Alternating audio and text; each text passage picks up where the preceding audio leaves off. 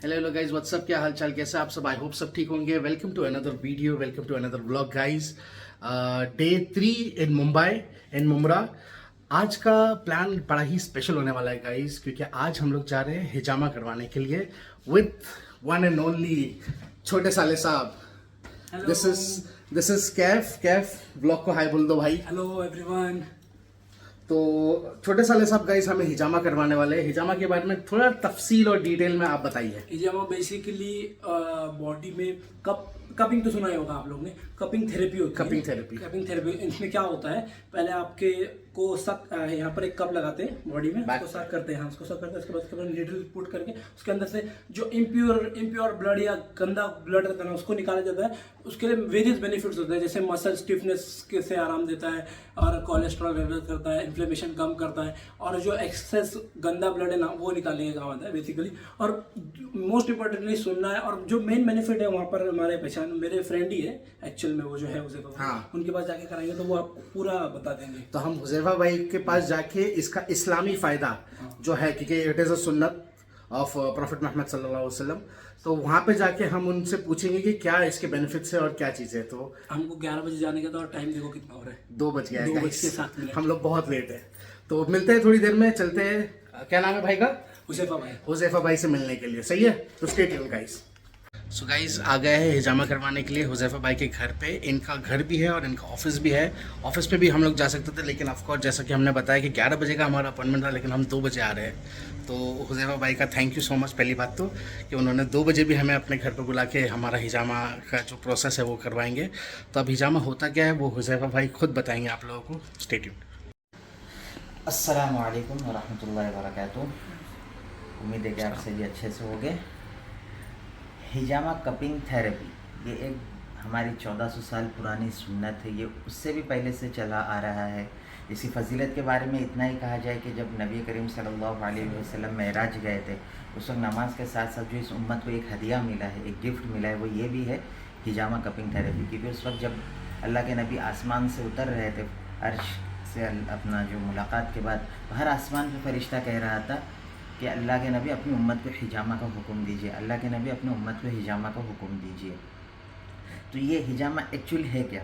ये हमारे बॉडी के अंदर जो डेड सेल्स होते हैं, जैसे हमारे आरबीसी सेल्स होते हैं बॉडी के अंदर, ये एक टाइम के बाद डेड हो जाते हैं। इनकी टाइमिंग होती है सर्कुलेट होने की, पूरे बॉडी में सर्कुलेट होने के बाद 120 दिन इनकी टाइमिंग होती है। इसके लिए नॉर्मली अगर हमको हिजामा कराना भी हो एज ए डिटॉक्स, तो हम 120 दिन का टाइमिंग पकड़ के चले। 120 दिन के बाद जब ये सेल्स मर जाते हैं, डेड हो जाते हैं, तो फिर इनको बाहर निकाला जाता है। तो ये आरबीसी सेल्स होते हैं, जिसको हम लोग बूढ़े आरबीसी, डेड आरबीसी बोलते हैं, जो हमारे बॉडी के अंदर सिर्फ और सिर्फ हमारे सर्कुलेटरी सिस्टम में, नर्व सिस्टम में इन्फ्लामेशंस पैदा करते हैं, ब्लॉकेज पैदा करते हैं। इनको निकाला जाता है। अभी जो ब्लड निकलता है हिजामा के अंदर, बहुत से लोग डरते हैं कि इतना खून निकल जाएगा, और एक्चुअली एक मेंटेलिटी जो लोगों की बनी हुई है, बहुत से लोग हमसे भी पूछते हैं कि blood donation and hijama what is the different, कि इन दोनों में डिफरेंट क्या है। तो बताना ये है कि जो ब्लड डोनेशन के अंदर हमारे बॉडी से ब्लड निकाला जाता है, वो हमारे बॉडी का एक सर्कुलेटिव ब्लड जो होता है, जो हमारे नर्व सिस्टम के अंदर सर्कुलेट करता है ब्लड, ये वो ब्लड होता है जो हमारे बॉडी से निकाला जाता है। और हिजामा के अंदर जो ब्लड निकाला जाता है, ये हमारे बॉडी के अंदर जो डेड सेल्स स्किन की कैपिलरीज में जो जमा होते हैं, जो डेड हो जाते हैं, उनको निकाला जाता है। यही वजह है कि हिजामा के बाद आदमी फ्रेशनेस फील करता है, ना कि वीकनेस फील करता है। क्योंकि जब ये डेड सेल्स निकल जाते हैं बॉडी से, तो नीचे की जितनी कैपिलरीज होती है हमारे बॉडी के अंदर, वो सब खुल जाती है, और उसकी वजह से जो सब्सटेंस अंदर होते हैं, जो एक्स्ट्रा गैसेस अंदर होती है हवा के तौर पर, जो नसों के अंदर जमा होती है, वो भी रिलीज़ हो जाती है, बाहर निकल जाती है, जिसकी वजह से जो सर्कुलेटिव सिस्टम है, नर्वस सिस्टम है, खुल जाता है। और उसके बाद आदमी का इम्यून सिस्टम जो होता है वो भी इम्प्रूव हो जाता है, और थकावट जो होती है, फटीग होता है बॉडी के अंदर, वो सारी चीज़ें हिजामा ब्लड निकल जाने की वजह से ख़त्म हो जाती है।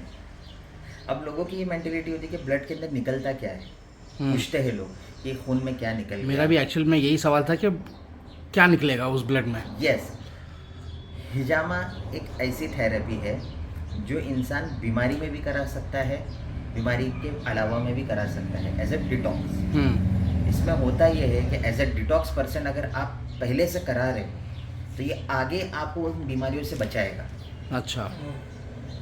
इसके अंदर निकल जाता है सबसे पहली चीज़ हमारा जो बैड कोलेस्ट्रॉल होता है बॉडी के अंदर, वो निकल जाता है। सेकंड, यूरिक एसिड जो होता है हमारे बॉडी से वो निकल जाता है। यूरिक एसिड निकल जाने की वजह से हमने अक्सर देखा है, जो हमारी रिसर्च है उसमें, कि शुगर के जो पेशेंट्स, डायबिटिक पेशेंट पर बहुत ज़्यादा इफेक्ट करता है। यस, डायबिटिक पेशेंट पे इतना ज़्यादा इफेक्टिव है ये हिजामा कि हमने खुद देखा है कि इंस्टेंट जगह पर हमने चेक किया है 50% डायबिटीज़ जगह पे गिर गई है माशाल्लाह। उसी के साथ साथ ब्लड प्रेशर के मरीज़ पर भी हमने देखा है, जो ब्लड प्रेशर के मरीज़ हमारे पास आते हैं जी, 50 to 70% उनका ब्लड का जो प्रेशर होता है वो नॉर्मल हो जाता है जगह पर। हमने ये चीज़ भी नोटिस की है। और बाज़ जगह पे हमारे जो साथियों ने किया, उन्होंने नोटिस किया कि जो डायबिटीज़ जिनकी इंसुलिन पर थे, वो इंसुलिन का लेवल उनका कम हो गया हिजामा कराने की वजह से। और हिजामा एंड डायबिटीज़ की मेडिसिन, इन दोनों का हमने बैलेंस करके चालू करके रख के देखा कि इससे क्या फ़र्क हुआ, पेशेंट के अंदर इम्प्रूव हुआ। तो उसमें ये चीज़ देखी कि जो डायबिटिक पेशेंट को भूख का ज़्यादा लगना, टॉयलेट का ज़्यादा आना और भूख बर्दाश्त नहीं, ये चीज़ें उनकी ख़त्म हो गई हिजामा की वजह से। बेहतरीन। दूसरी चीज़ जो इसमें निकल जाती है हमारे बॉडी से, वो होते हैं टी सेल्स हमारे बॉडी के। ये टी सेल्स वो होते हैं जिसे हम ट्रांसफरिन भी कहते हैं और टारगेट सेल्स भी कहते हैं, जो बड़ी बड़ी बीमारियों के अंदर कन्वर्ट हो जाते हैं सेल्स। या वो कैंसर में भी कन्वर्ट हो सकते हैं, किसी भी बीमारी में कन्वर्ट हो सकते हैं। बहुत से लोग कहते हैं कि कैंसर का इलाज हिजामा में, बट हम लोगों ने जहाँ तक पढ़ा है, रिसर्च की, उसमें पता चला कैंसर का इलाज नहीं है, लेकिन कैंसर से बचा सकता है वो। और वो इसी तरीके से कि अगर आप इन सेल्स को निकाल दोगे तो ये टी में ट्रांसफ़र नहीं होंगे सेल्स, इस वजह से। एंड पैथोजेनिक कॉजेज सब्सटेंस, जो मैंने अभी आपको थोड़ी देर पहले बताया कि जो सब्सटेंस बॉडी से रिलीज़ हो जाते हैं, इन्फ्लामेशन क्रिएट करते हैं, वो सारे सब्सटेंस रिलीज़ हो जाते हैं, जिसकी वजह से आदमी अपने जिस्म में एक तरीके की ताकत, थकान को ख़त्म पाता है और इम्प्रूव अपने बॉडी। हाँ, ये तो मैंने भी नोटिस किया प्रीवियसली, मैंने जब कराया था। यस, बराबर। एक तरीके से ये एक जनरल डिटॉक्स पॉइंट, और हल्का भी लगता है बॉडी में, लाइट फील होता है। यस, हल्का फील होता है। आप बहुत से लोग बोलते हैं कि भाई ये कराने के बाद हमको आराम करना पड़ेगा, पूछते हैं कि आराम करना पड़ेगा, हमको कहीं सफ़र पे जाना है।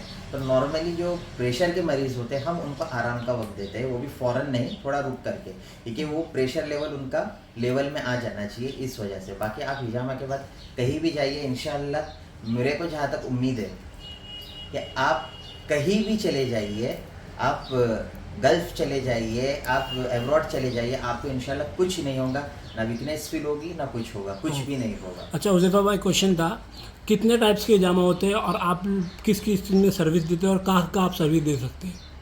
पॉसिबिलिटी, मतलब आप अगर क्लाइंट आपसे मिलना चाहता है, आपका किस किस टाइप के देते हैं और चार्ज क्या होता है, डिटेल्स अगर आप कपिंग जो कर रहे हैं हम, वो इस वक्त हमारी कपिंग बहुत सारी टाइप की है। अगर मैं गिनाऊँ तो 14 टाइप्स की कपिंग है। फायर कपिंग है, आइस कपिंग है, मसाज कपिंग है, बाम्बू कपिंग है और फंक्शनल कपिंग है, डायनामिक कपिंग है, स्टैटिक कपिंग है, डीप टिश्यू एक हमारा मसाज करने का तरीका है वो है।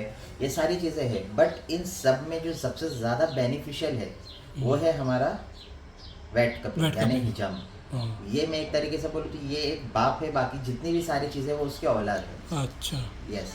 अब हर कपिंग का एक अपना तरीका अलग है। हर कपिंग जो है वो अपने उस पॉइंट पर या उस इश्यूज़ पर काम करता है। जैसे फायर कपिंग का एक मेथड है कि फायर कपिंग आप कभी भी करें तो सबसे ज़्यादा बेस्ट होगा कि क्रॉनिक इश्यूज़ पे करें।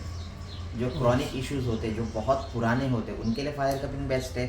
और अगर आपको आइस कपिंग करवानी है तो जो एकदम नया, 1 साल के अंदर अंदर ऐसा पेन आपको हो चुका है कुछ लगने की वजह से या कुछ और चीज़ की वजह से, तो आइस कपिंग उस पर इफेक्ट ज़्यादा करेगा। एक्यूट पेन पर आइस कपिंग बेस्ट है, क्रॉनिक पेन पर फायर कपिंग बेस्ट है।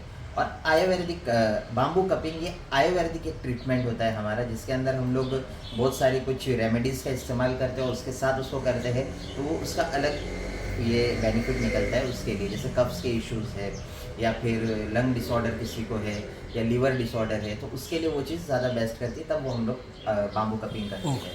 और आपकी जो डिटेल्स है, जैसे क्या कपिंग करते हैं, कितना प्राइस होता है? फ्रीलांसिंग है आप सबों के लिए, या अगर आप आना चाहते हैं तो उसके लिए वो भी हमारे पास तरीका ये है, जगह है कि हम आपको प्रोवाइड कर सकते हैं यहाँ पर भी, और ऑल ओवर मुंबई इंशाल्लाह हमारा काम चलता है। आप कॉल करके हमको इनवाइट कर सकते हैं। तो गाइज़ ये थे हमारे भाई जिन्होंने आपको डिटेल डिस्क्रिप्शन दे दिया है, कितने तरीक़ों के हिजामे होते हैं उन्होंने वो बता दिया। अब मैं अपने जिस्म पे हिजामा ज़िंदगी में पहली बार करवाने वाला हूँ, मैं तीसरी बार, और कैफ तीसरी बार करवाने वाला है। तो देखते हैं इसका भी एक्सपीरियंस कैसा होता है, मैं करवाता हूँ। मीनवाइल आपको भी बताता जाऊँगा कि ये किस तरीके का होता है। Stay tune. So stay tune guys. कहना चाहोगे अहमद भाई? चालू कर दियो। तो गाइस मैं जैसे कि आप लोग देख पा रहे हो शर्टलेस हूँ और हिजामा का प्रोसेस हमारा स्टार्ट हो रहा है। सो इंशाल्लाह ताला देखते हैं कि कैसा होता है। Okay, let's go.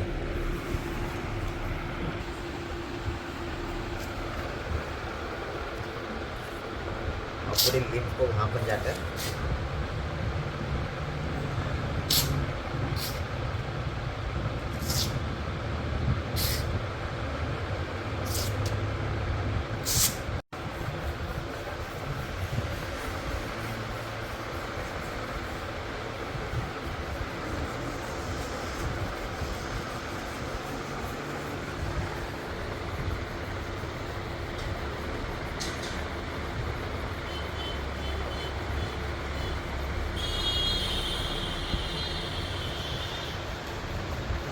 हो रहा है हमारा deep tissue. Deep tissue. Yes.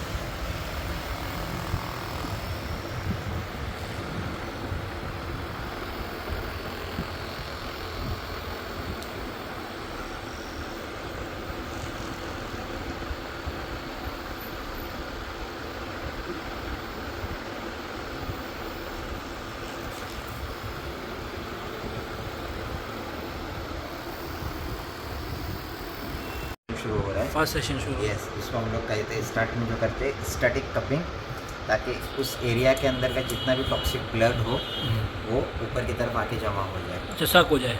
Yes.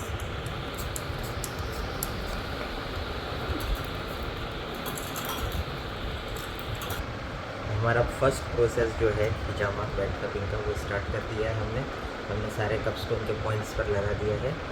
शुरुआत करेंगे हम ये 2 कप से। ये जो 2 पॉइंट है ये हमारे 155 पॉइंट नंबर 1 एंड 55 जैसे हम लोग कहते हैं वो है, जो कि सुन्ना पॉइंट से हर बीमारी में आपको लगाना। किसी भी बीमारी के लिए हिजामा कराइए ये पॉइंट लगेंगे किसी भी हाल में। जैसे ये समझ लीजिएगा कि ये डॉक्टर की जैसे पैरासीटामोल होती है नॉर्मल, ये वही है। ओके।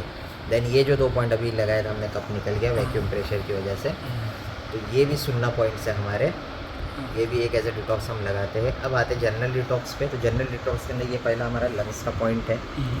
ये लंग्स का पॉइंट हमने लगाया एक आर्टरी एंड एक विंग्स के लिए। ये हार्ट का है, ये लीवर का है, और ये किडनी का पॉइंट है। ओके। अगेन ये पॉइंट भी सुनना है, बट साथ में ये हमारे बॉडी के अंदर इंटेस्टाइन पर वर्क करते हैं। ओके। जो हमारे इंटेस्टाइन के अंदर हीट होती है उसको ये एक्सेसरी हीट को बाहर निकाल देता है। अच्छा, गुड।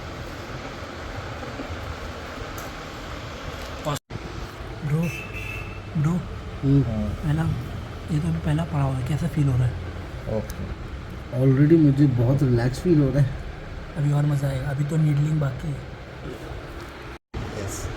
अब स्टार्ट हो रहा है हमारा स्कारिफिकेशन मेथड, जो कि स्कार हमको बॉडी पर करके ब्लड को बाहर निकालना है। तो ये एक सर्जिकल ब्लेड है हमारा, इसी के ज़रिए किया जाता है। बहुत से लोग शेविंग ब्लेड इस्तेमाल करते हैं।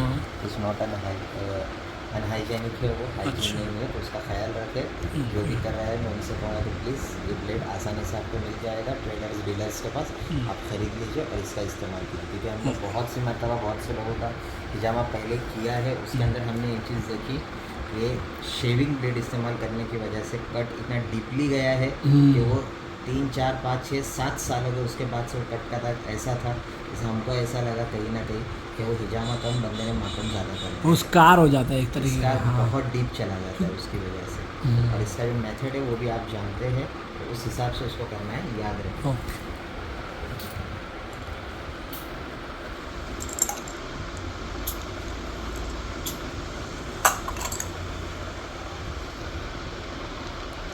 सबसे पहले हम उस एरिया को ऑयल से कवर करेंगे, ऑलिव ऑयल से। ऑलिव ऑयल से कवर करने की वजह से हमने एक चीज़ देखी है कि जो स्कारिफिकेशन करते हैं हम, तो उस वक्त पेशेंट को ज़्यादा तकलीफ नहीं होती। आप कोई भी ऑयल यूज़ कर सकते हो, ज़रूरी नहीं ऑलिव ऑयल, आलमंड ऑयल भी यूज़ कर सकते हो, आप कोकोनट ऑयल भी यूज़ कर सकते हो। ज़्यादा बेस्ट ऑलिव है, इसलिए हम ऑलिव यूज़ करते हैं।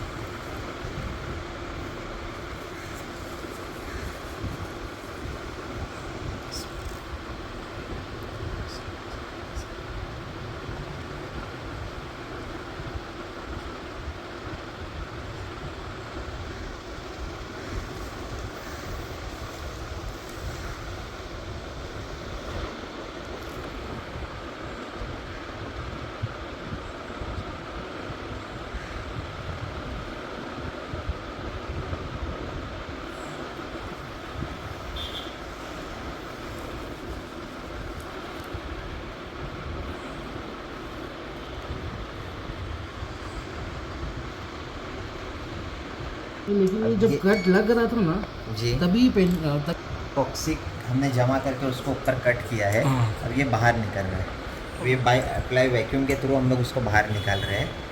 हिजामा क्या है, व्हाट इज़ हिजामा, तो उसकी तारीफ़ और उसकी जो एक्सप्लेनेशन है उसमें हम यही कहते हैं कि remove toxic substance by apply vacuum. Okay. भाई मैंने और यस, कि बहुत सारे लोगों के मैंने व्लॉग्स देखा हूँ, वो लोग कहते हैं कि इट इज़ पेनफुल। मैं करवा रहा हूँ खुद, it is not painful at all guys. आप लोग इजीली करवा सकते हो।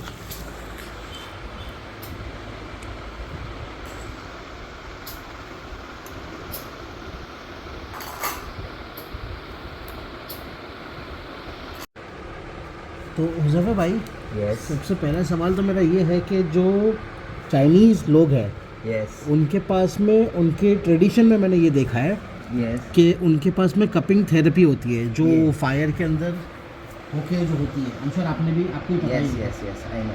तो वो थेरेपी और ये जो थेरेपी हम करा रहे हैं इसमें क्या डिफरेंस है? डिफरेंट इसमें ये है कि फायर कपिंग के अंदर ज़्यादातर ब्लड को बाहर नहीं निकाला जाता। अच्छा, जी, इसके लिए मैंने कहा कि बहुत से लोग कहते हैं व्हाट इज़ कपिंग, तो कपिंग की तारीफ हम ये नहीं कर सकते remove toxic substance by apply vacuum, अच्छा, ये हिजामा की तारीफ में होता है। अच्छा। फायर कपिंग का जो काम ये होता है ना, अब ये जो कप मैंने आपके बॉडी पर लगाया है, अप्लाई किया, इसके अंदर सेक्शन लिमिटेड है। अच्छा, हाँ, इसमें मुझे कम ज़्यादा करने का सेक्शन ऑप्शन है। अच्छा, ओके, फायर कपिंग के अंदर आपके पास ऑप्शन नहीं होता, वो वैक्यूम फायर के थ्रू पकड़ता है वो प्रेशर और हाँ, और अंदर अपने आप वो खुद ब खुद प्रेशर ऐसा पकड़ता है कि जहाँ मैंने खुद ने करवाया अपनी बॉडी पे, तो मैंने महसूस किया है कि अगर ये खाली हमारे डर्मिस टिश्यूज़ तक जाता है, स्किन के टिश्यूज़ जो है डर्मिस, एपिडर्मिस, हाइपोडर्मिस, वहाँ तक अगर जा रहा है, तो वो जो होता है वैक्यूम, उसका प्रेशर, वो मैंने नीचे जो हमारे मसल्स के टिश्यूज़ है वहाँ तक जाते हुए देखा है उसका। अच्छा, हाँ, तो वो इसी के लिए कहा कि वो क्रॉनिक इश्यूज़ के लिए ज़्यादा बेस्ट है फायर कपिंग, न कि एक्यूट इश्यूज़ के लिए। अगर मैं उसके इसी से एड ऑन सवाल ये है मेरा कि अगर मैं पूछूं कि सबसे इन दोनों में, हिजामा में और जो चाइनीज़ कपिंग है, फायर कपिंग, सबसे पुराना मेथड कौन सा है, किसका है? हिजामा हिजामा सबसे पुराना है। सबसे पुराना है। मैं आपको इसका एक्सप्लेनेशन एक और तरीके से करता हूँ कि हिजामा जो है वो आज भी अगर हम एक लेवल वाइज देखें तो यूनानी मेडिसिन के अंदर आज भी आता है। अच्छा, यस, ये यूनानी मेडिसिन का एक सिलेबस है हिजामा। और अल्लाह के नबी करीम सल्लल्लाहु अलैहि वसल्लम को जो हिजामा का हुक्म दिया गया, वो किस वजह से दिया गया वो भी बताता हूँ मैं। कि अल्लाह के नबी की बेअसत से पहले, अल्लाह के नबी सल्लल्लाहु अलैहि वसल्लम के आने से पहले जो नबी थे वो थे हज़रत ईसा अलैहिस्सलाम। और हज़रत ईसा अलैहिस्सलाम की जो कौम थी वो यूनानी मेडिसिन के माहिर थे। तो वो जो सिलसिला हज़रत ईसा अलैहिस्सलाम के ज़माने से यूनानी मेडिसिन में चला आ रहा है, वो अब तक चला आ रहा है। और वो आज भी यूनानी BUMS के सिलेबस के अंदर ही है हिजामा। यस, इसलिए हिजामा सबसे पुराना है। सही है। Thank you so much information के लिए। Thank you.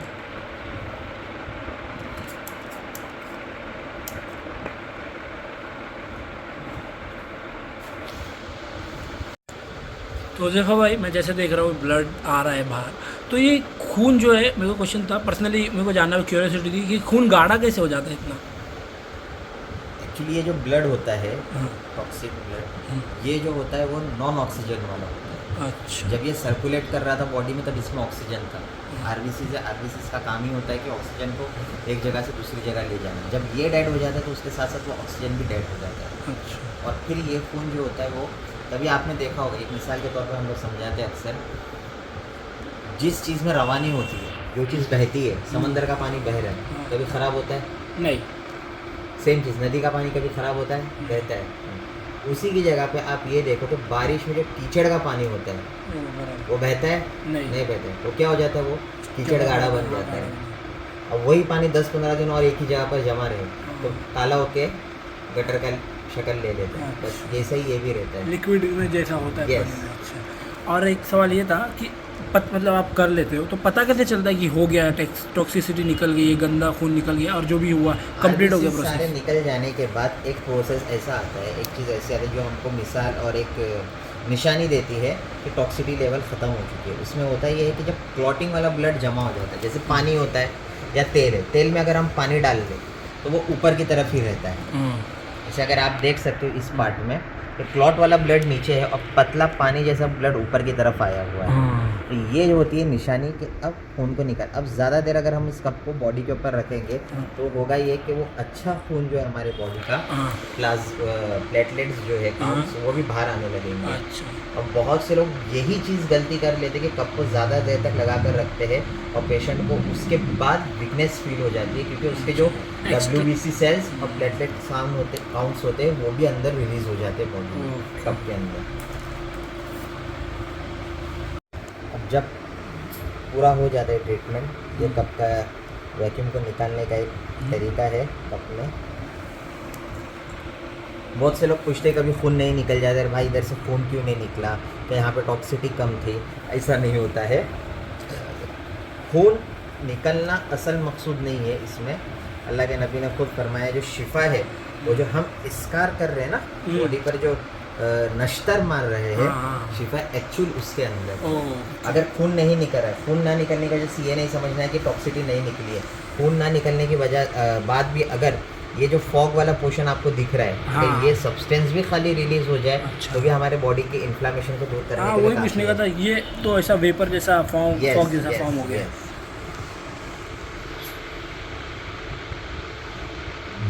ये देखो यहाँ से बहुत खून निकला।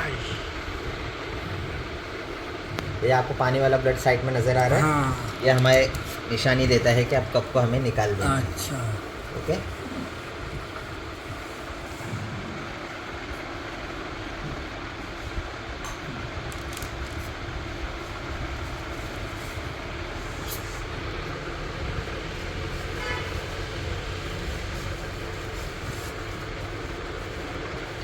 कट्स के मार्क भी एकदम छोटे छोटे फेड हो जाते हैं टाइम से। ये कट्स के जो मार्क्स होते हैं, मैं एक अपने तजर्बे से कहूँगा, मैंने अपने जो पेशेंट्स है उनसे फीडबैक जब दिया, उन्होंने कहा कि 24 घंटे तक, बस 24 घंटे तक हमको फील हुआ। 24 घंटे के बाद ऐसा लगा ही नहीं कि हमने हमारे बैक पे कुछ कराया और कुछ हुआ है, खून निकला है या कट लगा, ऐसा कुछ 24 घंटे के बाद हमको महसूस ही नहीं हुआ। कट का पोर्शन जो होता है वो हम बाद में, सेवलॉन है, सेवलॉन के अंदर हमने NS वाटर मिक्स किया हुआ है, क्लीन करते हैं ताकि जो गंदे जरासीम वगैरह साइड्स में लगे हुए बैक्टीरिया क्लीन हो जाए। हर ऑर्गन्स के 2 पॉइंट होते हैं, एक आर्टरी का और एक वेंस का। How helpful is this for body pain या एक कोई पर्टिकुलर एरिया बॉडी का जिसका पेन हो? हम लोग पेन होने के बाद बहुत से लोग पेन किलर खाते हैं। ओके, पेन किलर खाने के बाद होता क्या है, हमारे बॉडी के अंदर न्यूरोट्रांसमीटर क्लिक होता है जो हमारे स्पाइन से होते हुए जाके हमारे दिमाग को सिग्नल देता है कि पेन किलर बॉडी में आ चुका है।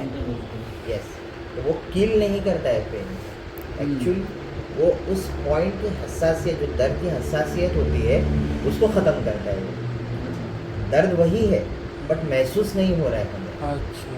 पेन किलर का काम ये होता है, दर्द वही है। अब वजह यही होती है कि वो पेन किलर खाने की वजह से बहुत से मतलब हमारे पास शिकायत भी आती है, हम देखते भी है कि वो पेन एक्यूट से क्रॉनिक में चला जाता है. अच्छा. यस. और हिजामा कराने से पेन का ये होता है कि जब हम लोग हिजामा कराते हैं तो एक चीज़ ये कि हमारे बॉडी के अंदर कुछ हार्मोन्स रिलीज होते हैं. हमारे बॉडी में बहुत हार्मोन्स होते हैं. डोपामाइन होता है, सेरोटोनिन होता है, बहुत सारे हार्मोन्स होते हैं. अब जब हिजामा करा लिया हमने, फ्रेशनेस फील किया बॉडी के अंदर, तो वो फील करने की वजह से होता ये है कि हम एक खुशी वाली चीज़ महसूस कर रहे हैं हमारे बॉडी के अंदर. तो वो खुशी वाली महसूस करना, खुश होना भी हमारे बॉडी के अंदर हैप्पी हार्मोन्स को रिलीज़ करना होता है. और जब वो रिलीज़ हो जाते हैं हमारे बॉडी के अंदर तो वो ब्लड को ताकत देते हैं, जिसकी वजह से जो पेन हो या हमारे बॉडी के अंदर इन्फ्लामेशन हो वो क्लियर हो जाते हैं ब्लड को ताकत मिलने की वजह से. और वो चीज़ धीरे धीरे ख़त्म होने लग जाती है.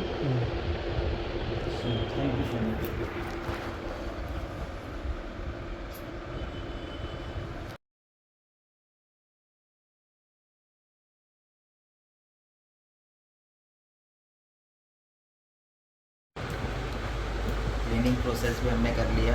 पूरे पॉइंट्स को हमने सेवलॉन से क्लीन कर लिया है. अब जो पार्ट है यहाँ पर हमने स्कार किया है, कट लगाया है, वहाँ पर हम उसको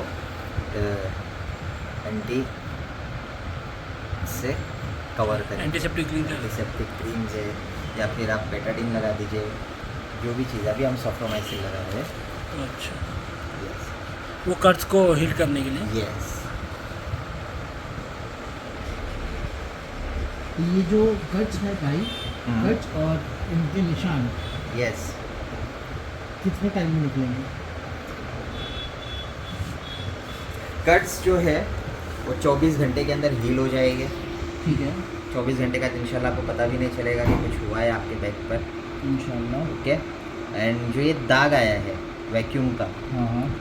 ये मिनिमम मैक्सिमम ज़्यादातर हमने जो देखा है वो ज़्यादा से ज़्यादा 5 से 6 दिन, उसके बाद वो लाइटली कवर होने लग जाता है एकदम. हाँ. वो जो ये जो वैक्यूम का जो ये होता है वो हमारे बॉडी के अंदर जो स्किन में प्रोटीन्स होते हैं उसके लेवल को मैच करते हुए वो प्रोटीन का लेवल जैसे जैसे बढ़ने लगता है. मेलानिन भी. यस. कोलाजिन होता है, मेलानिन होता है, केराटिन होता है. तो वो सारी चीज़ें जो होती है वो उसके ऊपर निर्भर करता है कि किसकी बॉडी आपकी कितना ग्लो कर रही है और इस हिसाब से वो कवर हो जाता है. अब दूसरी चीज़ जो यहाँ पे मार्क देख रहे हो आप, एक ऐसा जो ऊपर की तरफ आया हुआ है वो प्रेशर की वजह से आया है कप पे. ये भी इंशाल्लाह मेरे ख्याल से ज़्यादा 2-3 घंटे के अंदर नॉर्मल हो जाएगा. ये जो स्वेलिंग जैसी दिख रही है Yes, बाद में सही हो जाएगी. Yes. नॉर्मल फ्लैट जैसी स्किन होती है वैसे हो Yes. जाएगी. ये बल्ज आ गया क्योंकि वैक्यूम किया गया था. यस.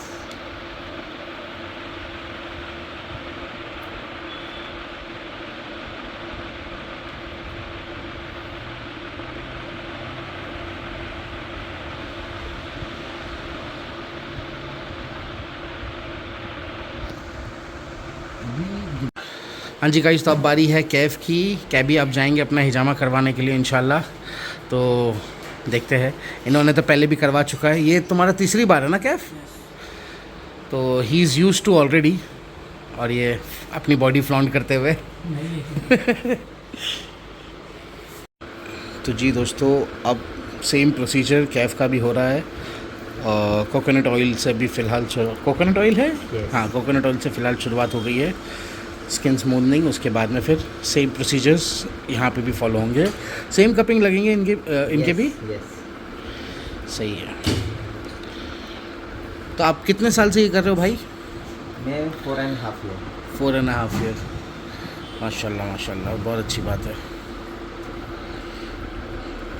और कैफ एकदम रिलैक्स मोड में, ऐसा लग रहा है कि कोई मसाज कर रहा है उनकी. एक तरीके का हमारा लिम्फेटिक मसाज है. इसमें हम बॉडी के अंदर जो लिम्फ होते हैं उनका एक ड्रेनेज बना के उनको वहाँ छोड़ देते हैं, बॉटम में लाके छोड़ देते हैं.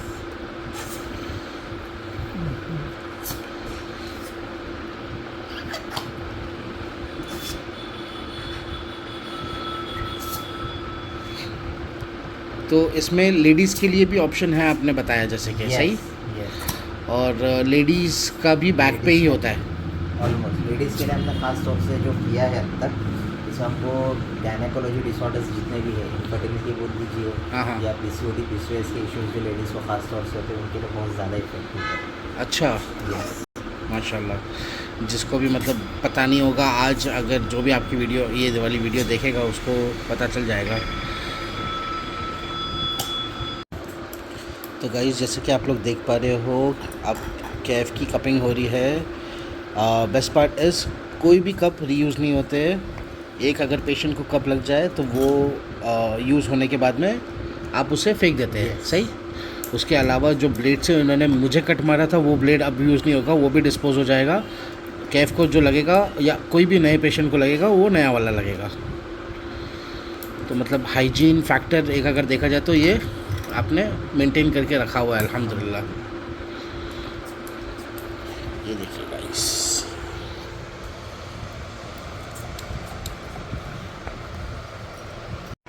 सो guys that's it for today. Hope you guys enjoyed the vlog.